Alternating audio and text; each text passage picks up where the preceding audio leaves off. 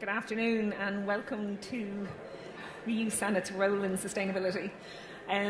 You'll be pleased to hear potentially folks have been that busy all day. My voice is starting to go, so you're probably only going to get me for 10 minutes, which is just as well because you've got Dara Connolly coming after me, way better speaker than me. Thankfully, he's after me. So I'm not going to keep you too long at all. I'm here in my role as Network Coordinator for Community Reuse Network Ireland. And obviously trying to think about, okay, how do you make that fit into the sustainability agenda, because that's why we're here today. And for us, we see sustainability covering the whole very broad gamut, very wide area. Within that, you've got the circular economy, and within the circular economy, you've got reuse. So reuse is our focus. Reuse sits at the top of the waste hierarchy, so, using something and again for its original purpose until it's worn out. And then if it can't be reused, can it be recycled? So broken down into its constituent parts and used for another purpose.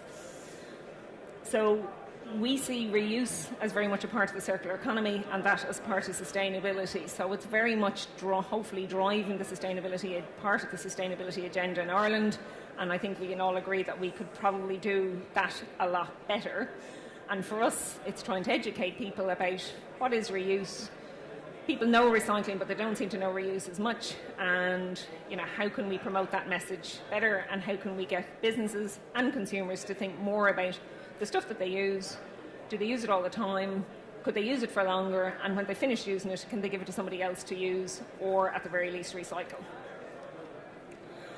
So we're a membership organisation. We're effectively funded by the EPA under the National Waste Prevention Programme, and our members are generally social enterprise, community-based organisations who are operating in the reuse and recycling space.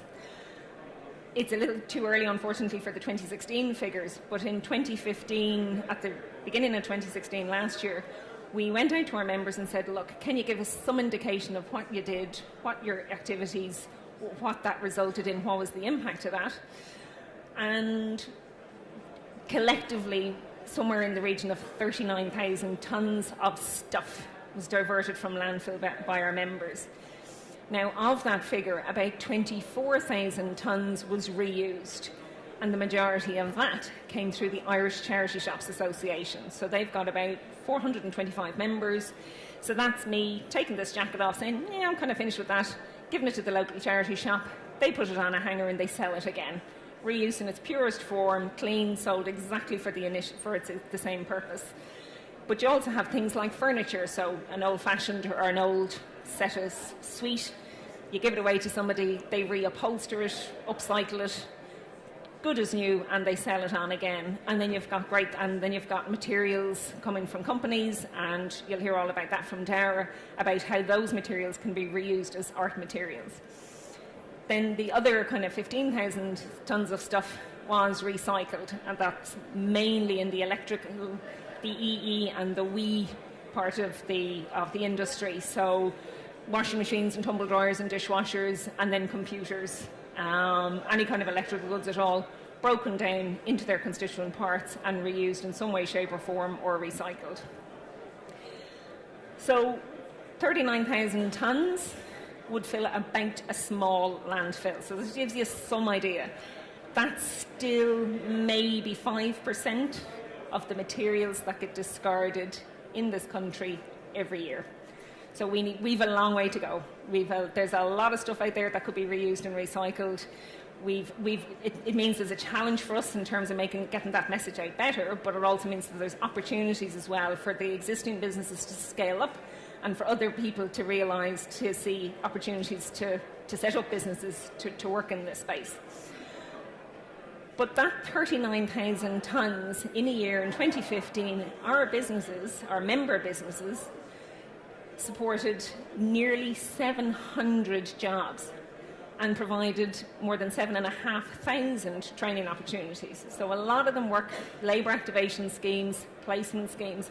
That's a lot of opportunities and a lot of jobs. If you put 39,000 tonnes into a small landfill, you'll generate less than 10 jobs in the landfill. So not only is there an environmental benefit by keeping the stuff out of landfill, but there's a social benefit because some people are getting jobs that might not have. And there's an economic benefit because it creates jobs. So it's not about being good for the environment and that's why we should do it. There's actually a whole triple bottom line there, and social enterprise working in the reuse and recycle space hits that triple bottom line. So they were a membership organisation. We've got 15 members, and these are the types of things that they're involved in. So furniture, textiles, materials reuse. This is going to happen. It's just a bit too much hair for the headpiece. And then, so you've got the stuff that just can't be reused. So hands up anybody who wants to buy a second-hand mattress. So, but mattresses are made up of stuff, you really don't want them going into landfill. They don't work in incineration, but you can deconstruct a mattress and actually recycle 92% of it into its component parts. So well worth doing. Paper recycling, and then the textile reuse, as I say, the charity shop stuff, and then the wee recycling as well. So they're our members. They work across the country. We do have a concentration in Dublin, and then we've got several members in Cork, Limerick and Kerry. We'd love to see more members. We know there's organisations out there that would fit very much with our membership profile, so we'd love to hear from people who have an interest. And as I say, most, but not all, operate with a social enterprise focus, so not for profit. And just because pictures are always nice, that's pictures of the different types of materials. So there's just so much stuff that can be reused and recycled that doesn't have to go to landfill. It's really, really important. And then just two case studies, because it's always good to kind of give examples. With what I think is a relatively small number, that's less than 900 computers. Camara refurbished a lot of them, sent them back out, recycled the ones that they couldn't refurbish. But look at the carbon savings, 817,000 tonnes. That's an enormous amount, and really is. So it's amazing. You know, one company might give away 800 computers in a year. So it's really important that we're getting that stuff and not seeing it go to landfill. And then SMILE is our industrial symbiosis member. So they're looking to take waste from one company and turn it into resources for another. And this just one particular project, one company wanted to get rid of all their stuff, and they found a company who said, happy days, we will take all that. So there's great synergies there if you just put a little bit of thought into it. From our perspective, we lobby, we try and influence policy to try and make things work better for our members, make it easier for reuse and recycling to happen. Just a couple of things on this. Design is the big thing. An awful lot of stuff is planned obsolescence or just poor design. And if things were designed better, they could be recycled and reused a lot easier. So we're trying to lobby for that to happen more widely. Changing people's behaviour, getting people to buy second-hand stuff, getting people to go to the charity shop or consider buying second-hand. There's second-hand, and there's a pilot project on that which I'll talk about in a sec. Recycling does get a lot of support, and there's recycling targets. We'd love to see recycling targets for reuse as well, because we think that's important, and that's happening at EU level. There's a lot of discussion about reuse, thankfully, in the circular economy package discussions that are going on at EU level at the moment. And then it goes back to the community support. There are businesses out there that are supporting training opportunities and jobs for people who might otherwise have difficulties accessing the labour market. And we're trying to create a level playing field for those businesses. So in terms of, as I say, going back to reuse and sustainability, because that's hopefully why we're all here today, we talk about resource depletion, and we know that we're using way more stuff than the planet can replenish, and we're using it at a rate that means we're going to run out of stuff way faster than any of us can imagine if we keep doing the same thing that we're doing. So if you reuse something and keep reusing something, you're keeping something in there for longer, you keep getting it used for longer, that's obviously going to slow the demand for new stuff. And under those circular economy EU level discussions, there will be targets for reuse. So this will become something that we have to do as opposed to something that we think, oh, that'd be kind of nice to do. So that is coming down the tracks. And just generally, companies are coming under pressure. Ultimately, the Facebooks and the Googles and the very large corporates are doing a lot of stuff now in the renewable energy space and energy efficiency and water conservation because they have to, because their institutional investors are saying, we want you to think about the future of the company and make sure that the materials you use are going to be around in 20 years' time or 50 years' time and there's still value in that company. So there's, it's going to happen, and consumers themselves are becoming more educated and putting pressure on the companies they buy from to say, look, are you being sustainable in your practices? And for us, we see that as an opportunity because those companies want to collaborate. They're open to meeting with people, working with companies, because they don't maybe have, they don't know anything about sustainability, but they might partner up with somebody who does, or look for projects or look for opportunities in terms of delivering on their CSR agenda. With those EU package discussions, there's a good chance that ultimately procurement rules are going to say, actually, if you're going out to tender and you're buying a whole lot of new stuff for an office, 10% of that has to come from the reuse sector, or 20% of it has to be recycled. That's probably going to happen. So for companies who are looking at buying stuff, why not start thinking about that now? Don't wait for the legislation to force you to do it. And then for companies, if you are getting rid of stuff, your waste could be somebody else's resources. So it could save you money, but by the same token, it might be cheaper for you to actually get second-hand stuff than get new materials, because as those new materials, as I say, that source dwindles, it's going to become probably more expensive for you to buy new stuff, and there could be lots of second-hand or reused stuff that you could access.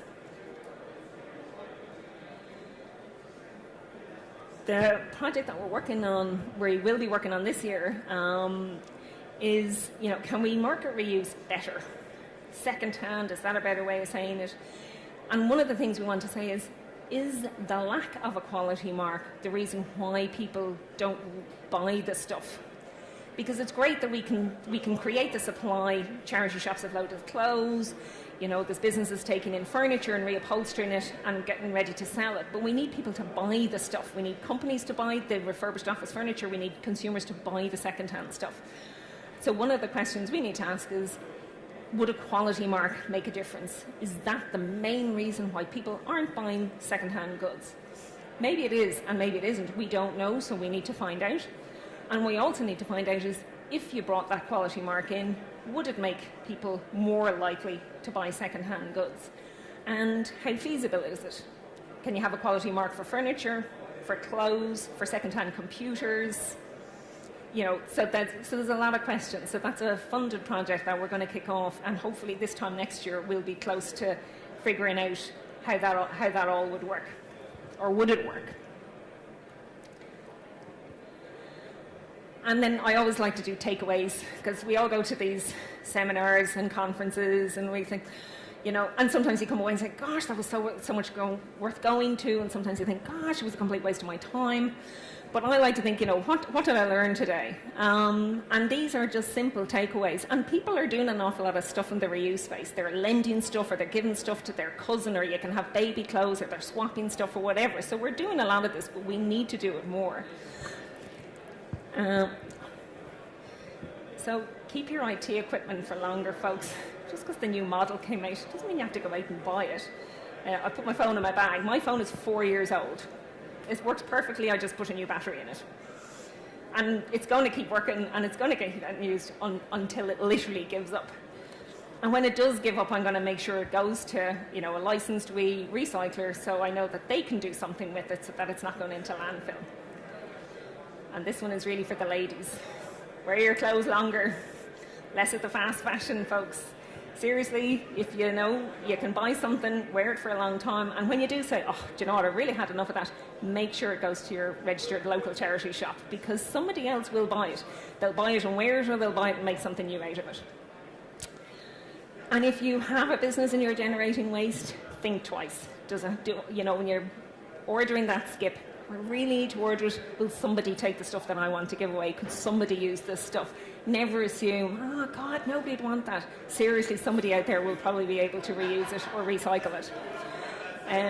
Mattresses are a bugbear because they're really nasty things. You don't want them going into landfill. So if you're in an area where there's a mattress recycler, get in touch. They charge pretty much the same as the retailer is going to charge you to take away your old mattress, but they're going to make sure it gets recycled. Reuse month happens in October, so it'll be October this year. There's a lot of stuff going on, and it's well worth checking out because there's workshops and talks and seminars about all aspects of reuse. And then finally, and given this is your sustainability summit, how many people have one of these? Okay. And how many people have one of these? Oh, okay, so more. Okay, who brought yours today? Well done. Excellent. So I'm not the only person with one of these. Disposable coffee cups, my huge bugbear. They don't get recycled, folks. Don't cod yourself. They go straight to landfill in their millions. And that's probably one of the simplest things you can do. And if you run a business, maybe it's something you can do for your staff. Buy them a water bottle, buy them a coffee cup, have it to give to your customers. But, it starts with us. If we're all in sustainability, if we're studying or we're working, we should be practicing what we're preaching. So if our company is in the business of sustainability, we should be saying, look, there's my water bottle. Here's the blouse or the suit that I bought in the local charity shop. I just got a suite of furniture. And I just got it reupholstered instead of buying new. So there's lots of stuff we can do, and it's really not too difficult. So our website has lots of information on it, more about our members, about the activities, and I'm hoping to obviously add more resources to that, so it's a kind of a go-to information spot for people involved. I tweet only once or twice a day because I don't want to be annoying people. And if anybody has any follow-up questions or queries, obviously drop me an email. My name is Maeve Thornberry, and I'd be delighted to hear from you. Thank you very much.